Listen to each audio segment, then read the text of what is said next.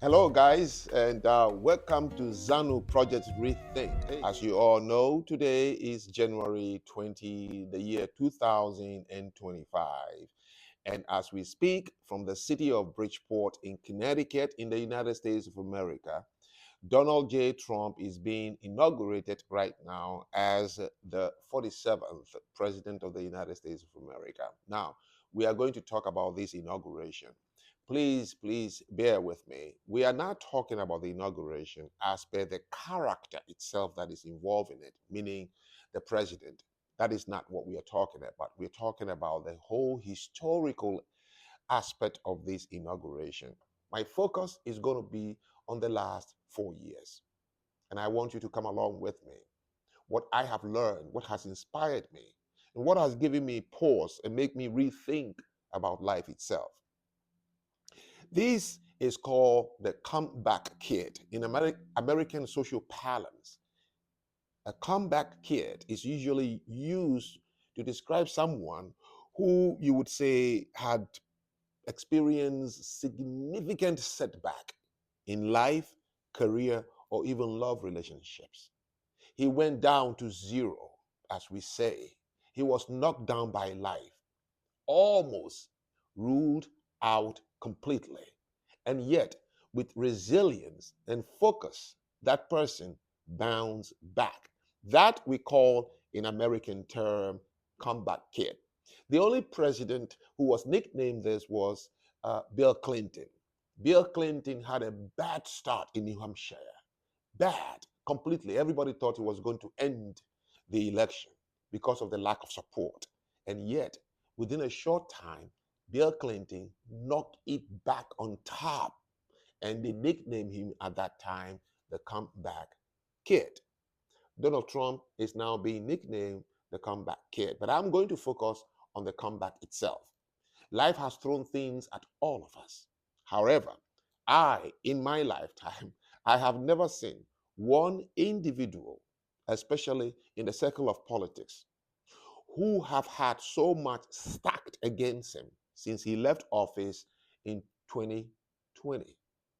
The first 4 years he was in office from 2016 or 17 until 2020, we all saw impeachment, conspiracies, Russian collusion, quid pro quo, and this and that, and impeach him, get him out, until he was able to finish the first 4 terms. And you will think it was over. No. From 2020 till today, Donald Trump have been persecuted countless number of times. Court cases stacked up to about 60 court cases. And you know what is funny? Not only does he win some of those court cases, the people who brought the cases against him, they also crumbled with it. People like Alvin Braggs of New York, Fannie Wills of Georgia, Jack Smith. Today, they're totally discredited for their hand in trying to prosecute this man. Every day we wake up in the United States of America, all you have to do is turn on the television. There is a new court case against Donald Trump. As this man was going from court to court fighting his cases, people were plotting impeachment against this man. His home in Malago, Florida was raided. FBI spent almost close to 24 hours in that house. They violated his wife, the former First Lady, by being in her room, her closet, private spaces for more than 4 hours, according to the report.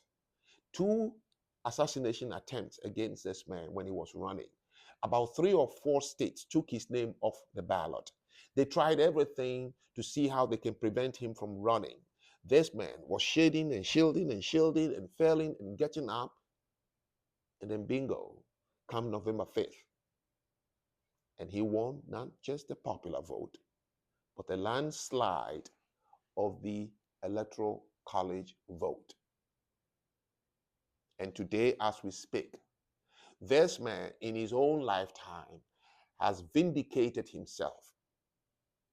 Not only did he win the election, the party of the opponent, it's crumbled as we speak.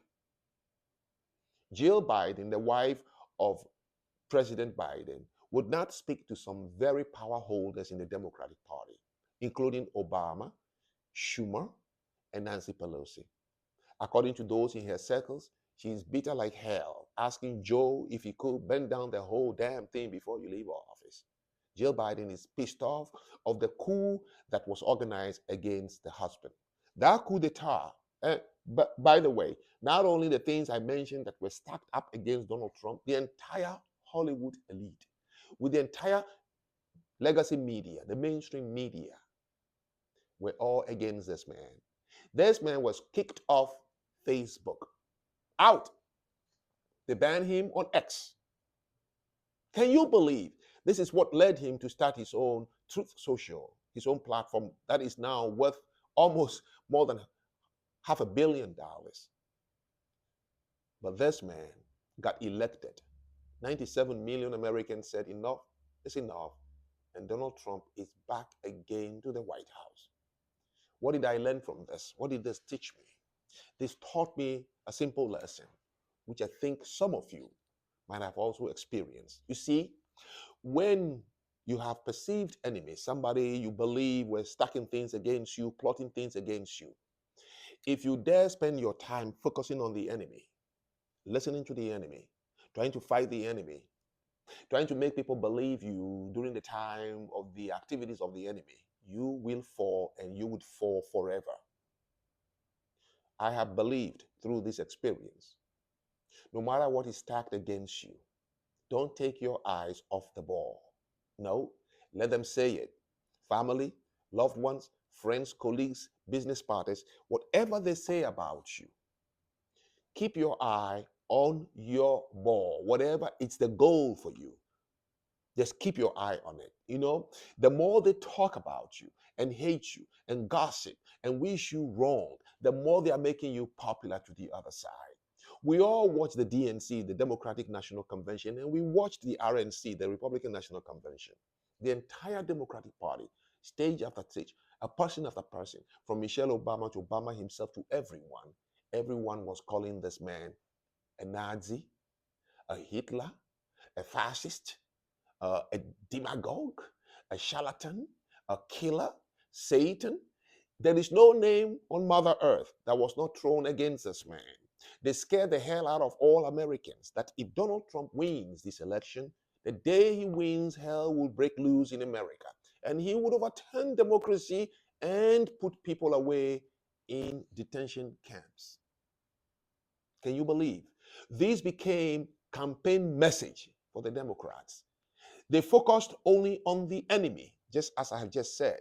The Democrats didn't focus on the broken border or the economy or the crimes that was raging wild in blue states and cities across the United States of America. No, they were focusing on Donald Trump. They were talking about Donald Trump. They were plotting against Donald Trump. He's a fascist, he's a Hitler, he's a dictator, he's friends with Putin.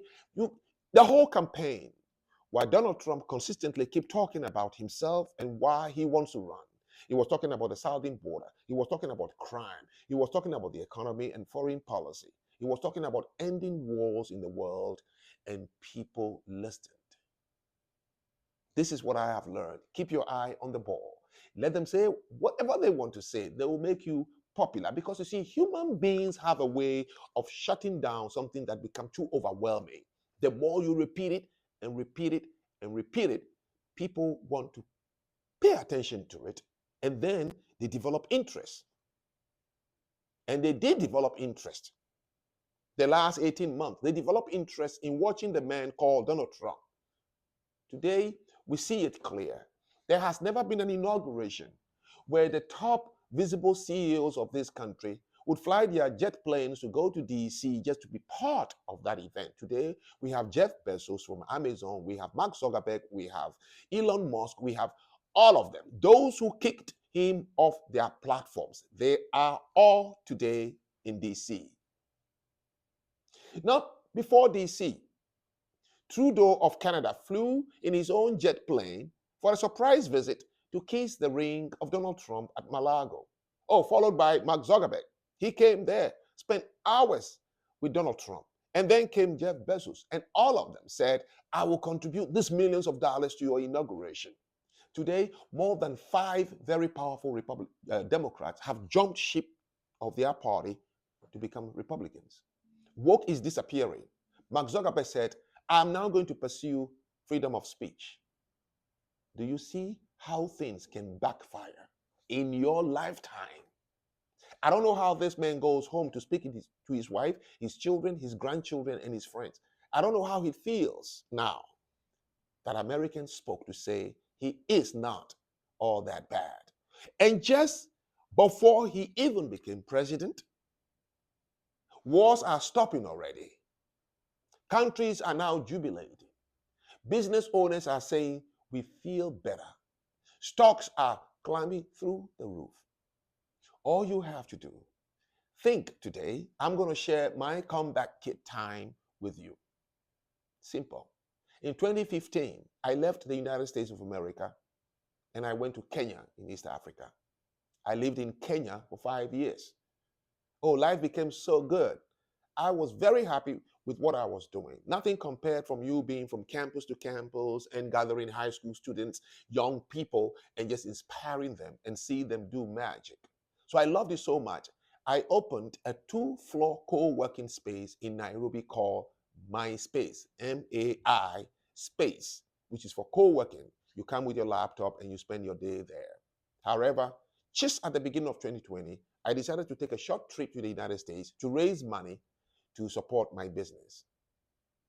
Little did I know, 5 years, guys, 5 straight years, I never came back to the United States. 5 years, I was in Kenya, traveling to Uganda, Tanzania, and some of the East African countries. As soon as I got back to the United States, COVID, son of a bitch.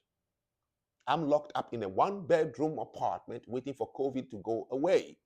3 months turns into 6 months, 6 months into 9 months, and before I know it, 1 year. Well, some of you who know Africa, you can't leave your things back in a country that is not yours. I don't have any family or any family members in Kenya. I left everything with only 2 suitcases. I lost everything. I lost everything. Now here I was in a city that was shut down completely. The libraries, the mayor's office, the city council. My friends are gone. Phone numbers are changed. I can't locate anybody. And the streets deserted. I was alone. I can't go back to Kenya and I can't start life in the United States because COVID won't go away. And some of people who finally said, dude, how are you going to make this? It's impossible. The DMV, Department of Motor Vehicles, said, you were away too long. We can't give you back your license. You have to take the test all over. The bank said, we haven't seen you for a long time. Are you a ghost? Listen, guys, I was like a ghost. It's like I just crossed the southern border and came to the United States. I myself began to doubt, can I make it back again to the city I left 5 years ago? I used to be known in the city. I was a commissioner. I had a non-profit organization, and I was doing pretty well. But here I am, invincible, like a rolling stone. But I said, no, what did you do in Kenya? You focused, you went there barefield, and yet you built something in 5 years. So what is it? Go back, focus on what is in front of you. And I did. People, the naysayers saying to me, no, dude, it's going to be tough, man. Why don't you think of raising money and go back? I didn't listen. Today, I'm a commissioner of my city. I'm also the director of outreach for the gun violence prevention initiatives. I am back in the fold, and every morning I wake up, somebody is calling me to ask me, do you want to head this program? Do you want to assist with this program? Do you want to be a consultant? It's like I never left. I'm back.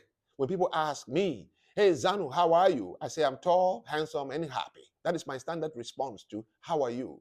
Yes, indeed, I'm feeling good. And here, I watch a man who went through worse than I did, and he also vindicated. I ask you, what is your comeback kid moment in your life? Whether you are 20, 18, 20, 25, 30, 40, 50, 60. Can you remember a day or a time that you might consider to be your comeback kid moment? Like Donald Trump, ladies and gentlemen, there will be a break, 4 years, 5 years, 6 years. Don't take your eyes off the ball. Don't listen to the naysayers. I am only by car 5 hours from Washington, D.C. It's 435 miles from my city, Bridgeport in Connecticut. I'm watching it on television. It's a beautiful occasion where many people are seeing a history of a comeback kid in America. Subscribe, follow us, love us, like us, reach out. Let me hear your comment. Thank you, as usual, for watching ZPR Zanu Project Rethink.